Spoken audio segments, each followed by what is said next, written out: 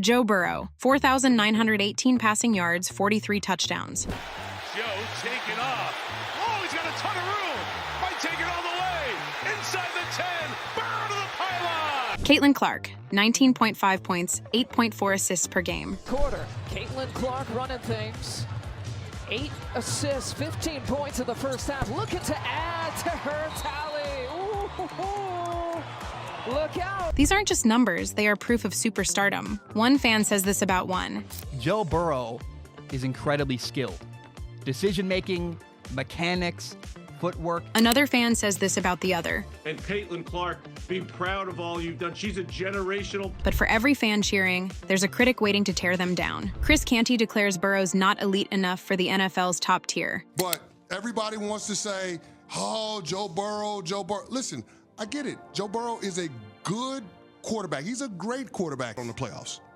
You don't think Joe Burrow's an elite quarterback? On the other hand, Cheryl Swoops dismisses Clark's achievements, claiming she's not dominating. If we say her stats are today, what? 20 points, 8.4 assists, 6 rebounds. That's crazy. But 5 That's crazy. 5 Is point, that dominant? 5.6 Those are turnovers, hell of a too. number. Those are hell of a numbers. But to me, Yet LeBron James, who knows something about being a young phenom under the microscope, sees it differently. I get like people are just like crazy about why she should be doing this and they should be doing that. If she's so great, this team, like it's still a team game, people.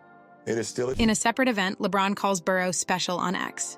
LeBron remembers Joe Burrow from the school he roots for when they let him walk. So, are the critics right, or is LeBron seeing what they are missing? Because here's the truth, greatness comes at a cost. Everybody wants to be great, but they don't know what it takes. Look, being great isn't just about putting up numbers. Just ask Joe Burrow and Caitlin Clark. They're living proof that the higher you rise, the more people want to tear you down. You know what? There is nobody interesting in the WNBA past or present except for Caitlin Clark. They've all shown themselves to be sexist, racist, petty, ridiculous. Before we get into more specific examples, let me paint you a picture. Imagine you're 22 or 23 and suddenly everyone is watching your every move, like millions of people. That's what Burrow and Clark deal with every single day, and I mean every single day. You know, I have to play to the absolute peak of my ability every week for us to go and win, and you know, some games I've done that, some games I haven't. The pressure? It's unreal. Burrow steps onto the field and all of Cincinnati is holding its breath. Yeah, I feel it. You know, I feel the pressure on me to be great. Similarly, Clark walks onto the court and people are already comparing her to Steph Curry. Their release time, at least. Listen, we all talk about a quick release. How quick is her release?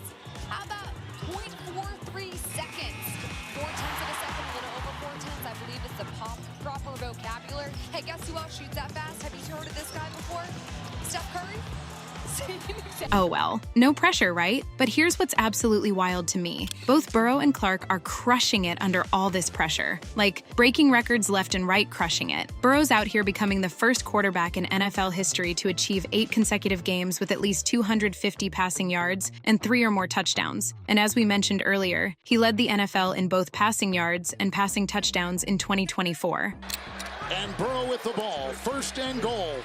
End zone, caught, Higgins, touchdown, Bengals win, and they are alive in the playoff race. And what about Clark, you say? Girl is casually breaking scoring records that have stood for decades. the all-time leading scorer in women's college. So, you'd think everyone would be celebrating, right? Cheryl Swoops comes for Clark saying this. Caitlin, if you're going to break a record, to me, if it's legitimate, you have to break that record in the same amount of time that. If you missed the story, Swoops' take turned out to be wrong. She mistakenly claimed that Clark got an extra year of eligibility due to COVID when she passed Kelsey Plum as the all-time leading scorer in Women's Division I. Later, she admitted the mistake and posted a public apology to Clark on X. But Chris Canty? He's still out here taking shots at Burrow like it's his full-time job. High level. So don't give me the empty calorie stats about how Joe Burrow is phenomenal. If he's so great, then why is his team not in the playoffs in a team like the Denver Broncos with... The thing is, it's not just these two critics. It's like there's this whole crowd of people just waiting for them to mess up. Every throw, every shot, every interview, the critics are there taking notes, ready to pounce. But want to hear something amazing? Burrow and Clark are just unbothered, like completely unbothered. No Twitter rants, no dramatic press conferences. They're just out there doing their thing, breaking records and selling out stadiums. Speaking of selling out stadiums, let's talk about what Clark is doing for women's basketball. The WNBA is seeing a 48% 48% increase in attendance. That's not a typo, 48%. And people still want to act like she's not making an impact. And Burrow, his jersey sales are through the roof. The Bengals went from the Bungles to must-see TV. That's not just good playing, that's star power. You know who totally gets it? LeBron James. When he speaks up about Burrow and Clark, it hits different because he's been there. Remember when he came into the NBA at 18? Some of his Cavs teammates weren't exactly rolling out the red carpet. Guys like Carlos Boozer and Darius Miles doubted he'd make an immediate impact. But LeBron didn't take long to prove them wrong. He won Rookie of the Year and went on to become the NBA's all-time leading scorer. But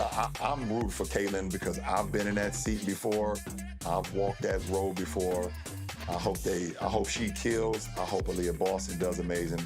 LeBron James hasn't been shy about showing love for Caitlin Clark and calling out her haters. He straight up said it on X, "If you don't rock with Caitlin Clark's game, you're just a flat-out hater. Stay far away from them people, please." And when Clark went off with a triple-double, dropping 24 points, 10 rebounds, and 10 assists, LeBron hopped back on X to let everyone know, Caitlin Clark, hi haters. Safe to say, he's all in on Clark and isn't here for the doubters. But that's nothing new. LeBron has always recognized greatness early. Just ask Joe Burrow. Back in 2020, when Burrow threw his first NFL touchdown, LeBron wasted no time hyping him up. As we said earlier, he tweeted, "Burrow is special. He has it for sure." But later that season, when Burrow suffered a brutal knee injury, LeBron wasn't just a fan. He showed real support, saying he hated to see it happen and wishing him a quick recovery. Fast forward a couple of years, and that respect was still strong. After a Lakers game, Burrow and his Bengals teammate Jamar Chase linked up with LeBron, and the moment quickly went viral. A handshake, some words exchanged, just a cool moment between superstars who recognize each other's greatness.